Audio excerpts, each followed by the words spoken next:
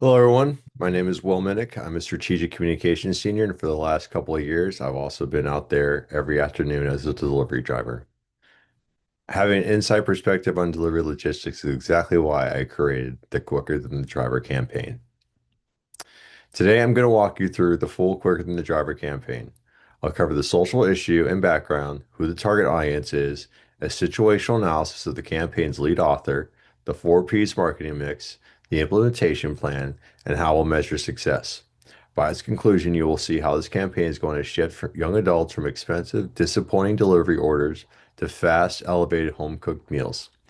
Let's start cooking. First, let's talk about why this issue matters. The social issue we're tackling is the over-reliance on food delivery apps among young adults, especially college students, and the financial strain and lower quality food that comes with it. Service fees, delivery fees, and tips have skyrocketed. The convenience promise is often broken.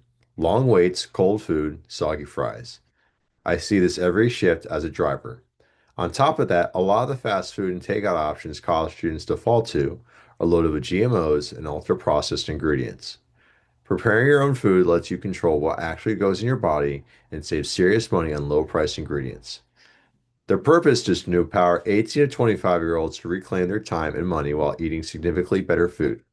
The focus of the campaign is to shift the perception of home cooking from a time-consuming chore to a fast and accessible method that routinely beats the delivery tracker. I've seen firsthand how 30 to 60 minutes of dead time waiting for an order is completely wasted scrolling on TikTok or Instagram or half paying attention to Netflix. We're going to turn that dead time into dinner. To make sure this campaign is realistic, I did a full situational analysis. Every bullet here has been bias checked using the personal bias inventory I completed for this project. In terms of strength, my direct experience as a delivery driver gives me undeniable credibility on actual wait times and system inefficiencies. My combination of strategic communications and film and television experience means I can plan the campaign, shoot high quality video, and edit engaging content. I also generally love experimenting with elevated cooking so their recipes look and taste authentic. They are not forced whatsoever. However, I do have weaknesses. I'm new to social marketing campaigns, and I'm a one-person team handling everything from grocery shopping to recipe testing to filming to posting. However, there is a lot of opportunities. I have deep connections on ODU's campus for immediate and low-cost testing, and I can also tap academic and social circles for recipe testing and word of mouth.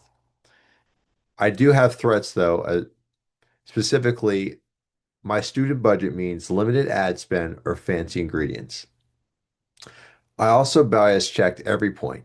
For example, on cost efficiency, I used grocery price data versus Uber Eats markups, and I specifically asked what a delivery is early, using DoorDash's own estimated versus actual stats. With that foundation, let's meet the exact people we're talking to. My priority audience is young adults and college students and recent grads who order delivery 3+ times a week. Specifically, I'm looking for 18 to 25-year-olds who crave flavor-heavy takeout such as pan Asian bowls, Mexican-inspired dishes, and fried chicken, but feel the financial squeeze of delivery app fees. The rationale behind this is the group has the highest readiness for change because of budget pressure, but they refuse to compromise on taste or vibe. They want restaurant quality without the $15 to $20 hidden tax per meal. To really understand them, I ran a survey and pulled together some key insights. For my survey of 8 ODU students in the target demographic, I found barriers include cooking feels intimidating. Three peers said the time just isn't there after classes or work, and kitchens are often shared and messy. There's often a point of no return for students in terms of exhaustion, and it hits hard for them. In terms of benefits, the campaign will allow them to save $15 to $20 per meal, eat hotter and fresher food, and get the pride of creating something elevated. In terms of motivation, immediate gratification is the biggest one. You, an individual can eat sooner than the driver could arrive. Plus, freeing up money can allow for more travel or sporting events. However, the competition the campaign faces is the sheer convenience of opening DoorDash on the couch.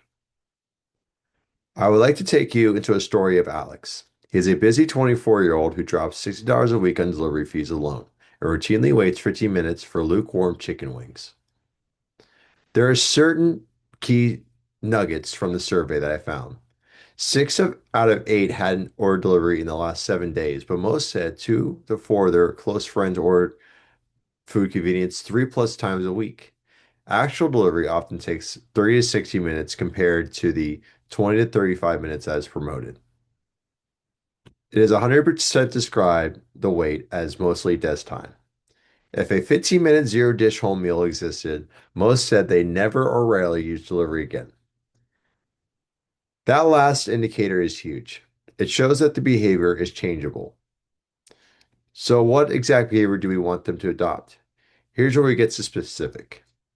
By the end of December 2026, at least 50 off-campus ODU students aged 18 and 25 who currently order delivery three plus times per week will replace at least two delivery orders per week with a 30-minute or less elevated home-cooked meal using campaign recipes. This equates in a 25 to 30% reduction in their weekly delivery spending and improved confidence in quick cooking skills. The target goal is to achieve a measurable 25% decrease in average weekly food delivery app usage among campaign participants by December 2026. We begin with a pilot of 5 people, like the original small scale version that I tested, and scale from there. It is ambitious, but is realistic given the reach of campus. To make this stick, we need clear positioning. The desired positioning is for busy young adults who love great food but hate the fees. Quirkin the Driver provides fast, elevated cooking strategies that put restaurant quality meals on the table faster than an app can bring them to your door. Now, let's break down the 4 Ps. This is where the campaign really comes alive. In terms of the actual product, I want to create a digital hub, a social media series plus a downloadable guide with 30-minute elevator recipes, optimized grocery list, and kitchen efficiency hacks. The core product, the emotional product, is financial freedom, reclaimed time, and self-sufficiency. We focus on craveable convenience, one pan, low dish versions of the exact takeout staples individuals tend to crave. Look at this. The core benefit is reclaiming 30 to 60 minutes of dead time and building real cooking confidence. But even great food has to feel worth it on price. We reduce both monetary and non-monetary costs. In terms of monetary, explicit math here. $12 of 30 of ingredients beats a $35 delivery order. Survey respondents estimated $5 to $20 are usually paid extra in fees or tips, in addition to 20 to 30% markup on the menu items. In terms of non-monetary, simple 5 to 7 ingredients recipes slash mental load and preparation time. It also provides the pride of a great meal and no more stress tracking a delivery driver that's delayed. We increase the cost of the competition by highlighting the hidden tax of fees and the disappointment of soggy cold food. And we meet them exactly where the decision happens. The critical moment is at home, 5:30 to 7:30 when hunger hits. The distribution lives on mobile apps, specifically Instagram and TikTok, savable PDF guides, and zero apps to download.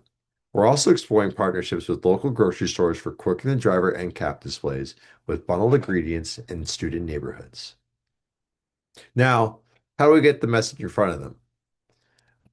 There are a few messages I have in mind that I want to beat home. Beat the tracker, eat better, eat faster. An additional killer hook could be you could finish eating by the time the driver would find your apartment. In terms of messengers, I want to use delivery drivers that have experience like myself, as well as experienced cooks like my roommate Grant, who works at Mojo Bones here on campus at ODU. In terms of channels, I have previously discussed distributing through short-term video on TikTok and Instagram, but I also would like to print QR codes on bulletin boards that can be posted around campus in the community, as well as reaching out to student organization networks such as Public Relations Society, Student Society of America. Here's the exact hook in CTA we use. Save the 10-minute recipe directly to your phone. Now, this is the video I produced with my roommate Grant explaining how to make chicken bacon ranch sliders. Grant has about 3,000 followers on TikTok, and the video has already amassed about 45 likes within a week span. What's up, guys? I'm back with a convenient, craveable recipe that's going to knock your socks off. So let's take a look at it. Today, we're making chicken bacon ranch sliders. You're going to want to set your oven to 350. Want to grab your knife, your Hawaiian bun, and cut it horizontally. And then we'll have to bad idea. You come falling down. That's what pressure. I think that's what you have to. And then voila. A little bit more. You want some more? All right. It's like that. Yeah.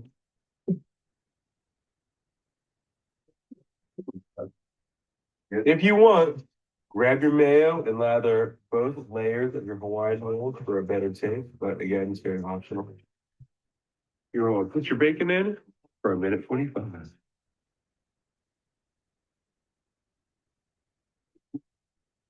We're gonna start spreading the chicken. This is also optional. I'm gonna put a little bit of garlic powder on there for some seasoning. We're gonna mix it up a little bit. Bam. Grab our bacon. Ooh. We're gonna do a little drizzle of some ranch. Oh, oh, oh. We're gonna sprinkle some cheese. Yeah, fuck that. We're gonna need some more cheese. Yeah. Again, I put mayo on this. Optionally, we're also gonna do a little bit of ranch. Now we're gonna smack this hoe on top of this hoe. Good gracious, ass of audacious. Now this took about approximately 10 minutes to make. We're gonna put this in for 10 to 15 minutes. So it's like, hey, good time lapse. Now we can't put this in yet without wearing protection. In we go. Hey Siri, could you be a bad bitch and set a timer for 15 minutes? We'll take it out and take a little look at it. And there we go. I mean, you only need really one dish to eat it off of. Doesn't need that take that long for a kid. Good budget and good food.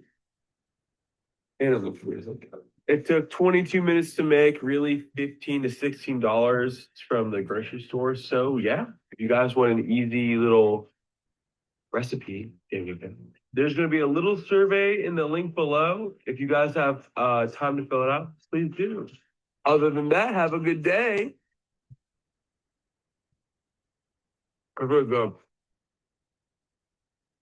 course, we have to know if it's working. In terms of outputs, we're going to measure videos posted and the amount of recipe guides that have been downloaded.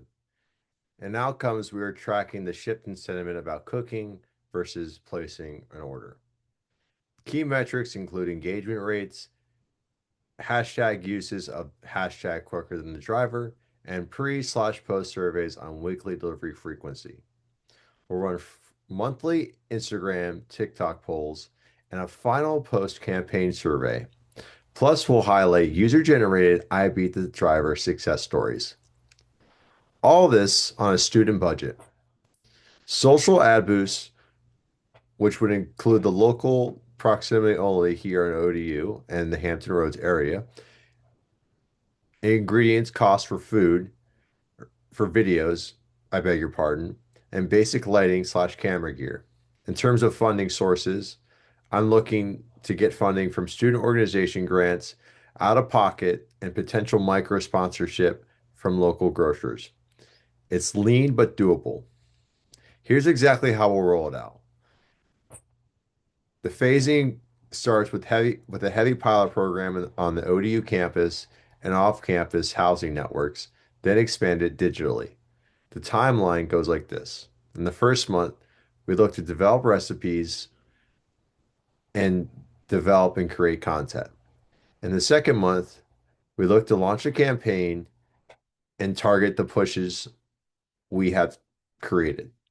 In the third month, it is time for us to evaluate, get feedback, and hear the stories of people's experiences. In terms of sustainability, building a community where followers submit their own I Beat the Driver wins to keep momentum going at long after the semester. So that's the full campaign.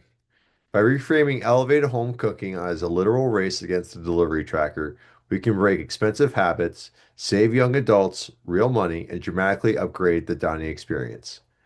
A call to action is tonight, pick up one of our 30-minute recipes, start a timer, and see if you can eat before the theoretical driver would have ever arrived.